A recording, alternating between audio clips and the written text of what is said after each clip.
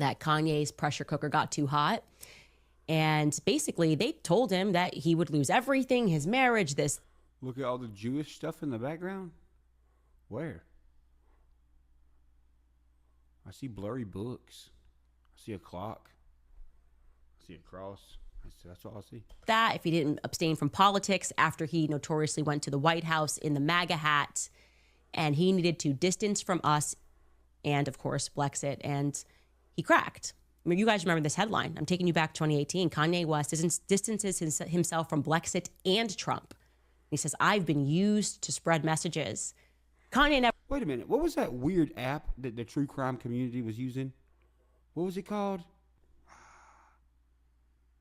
Fuck. It was such a stupid fucking name. Fuck. If y'all know, let me know. Wrote this statement, one of his handlers did, but he said, my eyes are now wide open and I now realize that I've been used to spread messages that I don't believe in. I am distancing myself from politics and completely focusing on being creative. Now, that was not the most honest interpretation of things, and I reflect on it, and I'm so grateful that I called Mike Cernovich and I said, like, why is Kanye doing this? Why is he saying this? I have pictures of him standing over the guy, directing him on what he thought was cool with the logo. Like, should I drop them? And Cernovich gave me really sound advice and said, don't. You have no idea what he's going through. And I'm grateful to Cernovich for that, because I now know what Kanye was going through. Good day, neighbor. And what that pressure is like, and when they come for your family and come for everything. And it's like, all you have to do is disavow this or disavow that. That's facts. That is so facts. Not too long ago, we had somebody call, what is it called? Like the Child Protective Service people. Well, when they came to my gate, they announced themselves as an agency that Tennessee don't have. And I asked the local law enforcement, they was like, what the fuck? They're like, we didn't get no call about none of that. And I was like, what the fuck? I was like, yeah, it was. And then I said it was like CPS or whatever it was. They were like, yeah, we don't have that in Tennessee. Who the fuck came to your gate? So they had to look at the footage on that. But yeah. And everything will go back to normal. So yeah, Kanye, I totally understand it. It makes perfect sense to me why you had to say that. Anyways, I think I was saved. And I look back and I think I was saved by this weird pull that I had to go to the UK. It was, now I realize, an unexpected anomaly. My husband, how I met him, this unplanned trip on nobody's calendar. Nobody was setting it up. I just like, Charlie, get a meeting with whoever, make anything happen. I need to be in the UK. I just think that like something good will happen if we go to the UK. What the fuck? And it's kind of beautiful that the person... That's how she met her fucking husband? Holy shit. That Charlie reached out to and said, can you put together just any place for Candace and I to speak at, was John and Arena Mappin, the lone donors who wrote that beautiful letter that has impacted the world, like true friends of Charlie, who stood up and said that what Turning Point USA is doing is wrong. So yeah, we had an event, and... She's an anti-Semite? What is that? Obviously, I first laid eyes on my husband, and I have told you guys the truth. I looked at him, and everyone's like, why'd you get engaged after 18 days? I have never, it's inexplicable. I looked at him, and I felt like I had already known him, and it felt exactly like seeing a sigh of relief. Like, it felt like a sigh of relief. I was like, I need to go with him. 2 months later, and with that event in London far behind us, so that was in December that I met my husband, that I convinced Charlie, took his credit card and booked the flights. John and Arena made the event happen. 2 months later in February, something really strange happened. She's telling a timeline of someone, events. And I believe it was someone at BuzzFeed. The title to the video is Charlie Ripped a Hole in Reality. Cut a clip of a video from the Q&A portion of that UK event. This is, again, over 2 months later. And they stripped the question that was asked of me. Guys, I don't know. Just so y'all know, like, I see people saying stuff. I don't know what none of these terms, some of these terms mean. But yeah, I don't know. I'm just now seeing this. Y'all are way ahead of me. It seems like I haven't seen this. remember the scandal. What I'm about to tell you about this is crazy. Okay, here we Again, go. I was green, so I didn't understand why suddenly they were sharing a clip and they were saying that I was justifying Adolf Hitler killing Jews. A person asked me, Bro, motherfuckers started saying Nazi Hitler shit about me. Candace, you describe yourself as a nationalist. That is sometimes a dirty term because people don't like the words nationalism. And I answered by saying, well, that's because they wrong Well, Nazis. the IDF. She worked intelligence in the IDF, right, in Israel. And I took the job with them, and Charlie and I still climbed together, but we were also working apart at the same time. We kept doing the campuses and the campus tours, but I was officially working for PragerU. And one of the first things that happened, almost the way it feels to me, was like, we can save you, but here's what you have to do, was Marissa took me to the Simon Wiesenthal Center. And again, I was so grateful. I was like, who do I have to say sorry to so that they know that I don't hate Jews? This is what happened. I'm telling you, this is what happened in 2019. And there was like some chief rabbi looking character, and him and her spoke in Hebrew. I didn't understand a word of what was said in front of me. And then we left, and everything was fine. My reputation was restored temporarily. Throughout that time frame thereafter, I'm doing my show. I think my first episode with Prager. If these handler people, like, obviously they're real, like, obviously, but these handler people, bro, they have like a weird psychology about them. They got like a weird, like, control freak type vibe going on. You was in March. Charlie still climbing. Turning Point USA, as you know, became a behemoth. I remember speaking at their conferences and saying that they were now running like a military operation. It was so efficient, on time, it was tactical. And I did not realize at that time how prescient that thought would become. Because as you guys know, in my old age, I have grown increasingly interested in genealogy. And you know what? Motherfuckers can say whatever the fuck they want, but what people don't understand is people like myself and like Candace, we have all the time in the world to like look this shit up. We have time to like, thankfully because y'all, we have time to like do our regular life and everything we're supposed to do, and then look into this stuff for everyone. Like, we could be out popping bottles and getting bitches and all this other bullshit, but we don't. We look into shit that interests us, and just so happens this kind of shit's interesting. And I can't believe she just said the thing about genealogy, because y'all know what the fuck I've said about genealogy. Because you really... No, I'm not hating on Candace. ...start to recognize certain patterns. Listen to what she said. When you look into who people's... Get the fuck out of here, no way. Turning Point USA, as you know, became a behemoth. Listen I to what remember speaking at their conferences and saying that they were now running like a military operation. It was so efficient, on time, it was tactical. And I did not realize at that time how prescient that thought would become.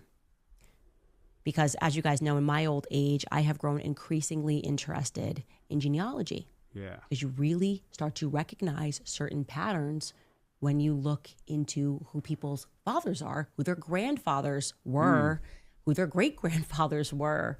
Or when you can't find out shit. And the one thing that has shocked me about Charlie and Turning Point USA is just how many military characters were surrounding him. Even in September 10th, people that were in the hospital, right? Let's just take a look at the chart that we have put together. And this is in an early phase, but it's interesting at the very least, okay? Yeah, exactly. We've got Frank Turek. And Frank Turek, if we want to go through this, we got Andrew Colbert, Rob McCoy, Mikey McCoy, Tyler Boyer. Let's start with Frank Turek, if we have that card. And Frank Turek, again, has been honest, former officer in the U.S. Navy. And then he turned to Christian apologetics. He has 2 sons that are in the military, fly planes, as well as one of his son's spouses that's in the military. Again, he's never lied about this.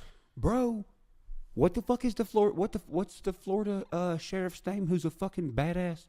Grady Judd? Dude, that's weird. Because he said something starting like months ago. Yes, Air Force. Yes. Thank you, Mandy. He said there was like fake Air Force. He was arresting like fake Air Force people and like fake doctors. Like, what the fuck? This is coming from somebody who's like insanely credible, bro. Andrew Colvett, by the way, if you don't know, I didn't know. I don't think Charlie knew. Certainly not when Tyler brought him or when he got hired. His brother, Captain Kurt Colvett, is in the military. His cousin, Captain Robert Colvett, is high up in the military. So that's interesting. I do too. I trust Grady. Very interesting to me, at least, because I just am like, oh, that's kind of something I was not aware of. I thought he was just a PR guy, someone that was working PR and was found and things, went forward. Obviously, Rob McCoy, another pastor. So you gotta ask yourself, is this like current military? Or is this like fucking condemned BlackRock fucking rogue military? See, that's the thing. Like, I've been saying for a while that I feel like it's the internals of our whole country is like splitting down the middle. Like in every single fucking aspect, from the top spot to the bottom spot, it's like splitting in half. And, bro, what if that's why Trump said we're fighting a war we can't see? Because it's a war from the inside that's invisible, since it's people wearing the same outfit versus each other. Like, dude, didn't that movie just come out? Yes, it did. Pastor with a very strong... It's called Civil War, motherfucker. Strong military background, Pastor Rob McCoy. And that's the only fucking movie I've ever seen an American flag only have 2 fucking stars.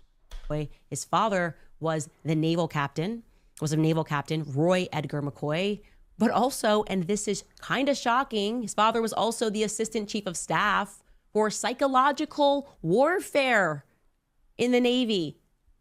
Psychological warfare. This is the name of the game. And that but but a lot of us like that game, bro. Oh no.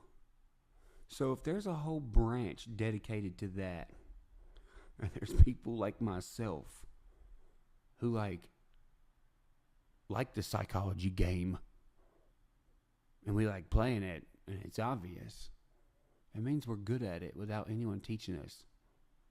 So good that they might get mad at you, like she's saying. History is increasingly interesting to me. I think we have this clip from an investigative journalist named George Webb, who speaks a little bit further about Rob, and obviously this is Mikey McCoy's family. Take a listen. McCoy does have this strange military background. He does have this strange, seemingly putting his son in there and guiding the hand for this new apostolic revival. That he is a NAR person. He is the NAR push for Charlie. Charlie was meeting with NAR. NAR were the $25 million and above donors from the Christian right. The Christian Reich? I've never heard of that. Flag was the name of the organization. So all that's correct. That's correct information. And what happened in my life after that was I went from PragerU, and you got a pastor, Okay, well, I mean, if it's the Christian Reich or whatever the fuck that means, I don't know. That just made me think about, remember in New York when there was like that Jewish tunnel, and they were like coming out of the fucking vents out of the side, like nobody know, like running down the streets. What the fuck was that about? Right? I mean, what better place to hide under to like conceal yourself than a fucking church? The fuck? No one goes to church, hardly. But it's also protected historically and X, Y, and Z. I'm telling you, bro, there's weird shit about, just like Joe Osteen, the guy who's like, he's like, COVID-19, that motherfucker, COVID-19. What the fuck is wrong with that guy? From the military, 2 pastors from the military there. I'm telling you, Marissa, straight military. I then went to, obviously, the Daily Wire, and the president at the time of the Daily Wire was also a naval intelligence officer who decided to become a pastor. That was John Lewis. And I'm like, actually, in retrospect, what are the chances that we just have so many military people that are in media? How organic is this? Who's the biggest person on YouTube? Right? I just got interested. I started asking questions like, are we in a military simulation? Mr. Beast. Both of his parents high up in the military. Do you think he really was just getting trillions and gazillions of views because people wanted to see somebody count to 1 million? Or is that interesting? But also, it might be relevant that his family's military, like high up in the military. Everywhere I looked, every time I was like, well, this person, I got interested even in Lila Rose, right? Maybe. Catholic, does this whole, speaks about, and she's always been very lovely to me, speaks about the pro-life movement and converted to Catholicism and got a story there. I met her through Marissa, seeing people funding both. And it was kind of interesting. Like when I would see Lila kind of jump on the attacking the Christ. Wait a fucking minute, dude. These motherfuckers thought that I already knew about all this. That's why they were doing what they were doing. It's like a weird, like, opposite thing, right? So since my last name is Upchurch. Wait, no, that's weird. My last name is Up in Church. I didn't even know about all this shit. And then the psychology of it would have been like, just in time or whatever, dressing up like the devil, right? All these motherfuckers doing praying hands songs. And they were all doing it to me. And I was like, what are y'all fucking doing? Like, what the fuck is this shit? It didn't make any fucking sense. They thought I knew about it. So they were trying to mock me, I guess. But I had no idea. So I was like, what the fuck? What the fuck are y'all doing? Y'all look retarded. Them motherfuckers ain't been to church a day in their fucking life. Don't know nothing about the Bible, don't know nothing about Jesus. Yet they're all like doing. We're doing praying hands. Does anybody want to do praying hands? Bro, fucking freaks. They're the motherfuckers that hide underneath churches, it sounds like. Christ is king, or trying to rationalize why we shouldn't say Christ is king all the time. And she was like the lone Catholic that was doing that. Are you telling me that that lady right there is a man? What in the fuck? She is not a fucking man, homie. I've talked to this lady in real life. She's not a man, I promise. And I then got super interested in her when she messaged me about Andrew Tate. And she had someone on her show that was Andrew Tate's, one of the accuser's lawyers. And I was like, this has nothing to do with the pro-life movement. What are you doing? I asked her. And she's like, well, and that woman then attacked me and Tucker Carlson. I said, that's weird. Like, that's kind of random. You're supposed to be the pro-life person. And you're talking about, and you're talking to Andrew Colvet's, the party to that lawsuit. You're talking to her lawyer. Why on your show? Why are you the first show she would pick? Why doesn't she go on like CNN or Fox News? And I looked, and of course, yeah, you got military all over that background. And I'm going, is anything not military?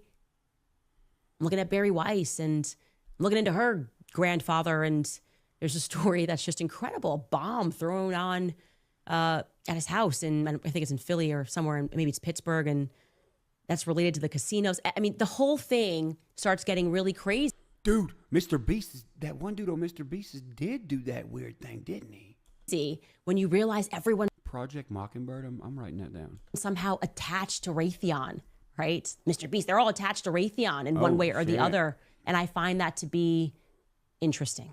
Yeah. And there's more. There's something about energy they don't want us to know. By the way, I'm in the early It's days pretty of fucking research obvious. here, and there's a lot more I'm going to present to you guys. But I think we can all acknowledge that we were lied to about the 30-06, right? I know for a fact Charlie's neck was not destroyed. Certainly was not destroyed. And if I'm lying, sue me for defamation, and you'll learn exactly how I know that. This is what makes Andrew Colvet's tweet explaining the conversation with the surgeon especially interesting. You remember, he's like, oh, and the surgeon said, well, I would have taken down a moose. And, yeah, but Charlie's neck, he's the man of steel. And people rightly said that's not the job of the surgeon. That's kind of the job Oh, look, the tuna fish from Tennessee are talking moving out of Tennessee. What? of forensics to say that. The medical examiner would be the right person to say that. By the way, who was the medical examiner? Who were the doctors? And any chance they were military? Any chance they were military? I'm just wondering. Oh, okay. Appreciate that. Here's what I've discovered preliminarily. The answer is yes. Okay. The doctor who worked on Charlie was Dr. Lee Trotter. And Project giving dudes Hummers at the Sausage Castle. What? What does that mean? And regarding Dr. Lee Trotter, he did his residency on the Air Force Base, right? He completed a residency at the Keesler Air Force Medical Center in Mississippi. I think he actually might be in the Air Force from what I'm looking at. Can't confirm that entirely, but there's a person who matches his name, age, description, living where he's living. So all these people are like attached to the fucking like the energy companies, right? Okay, so I'm just throwing this out there. So energy. Okay, well, there's static electricity, which is a form of energy. Static electricity. And static electricity can be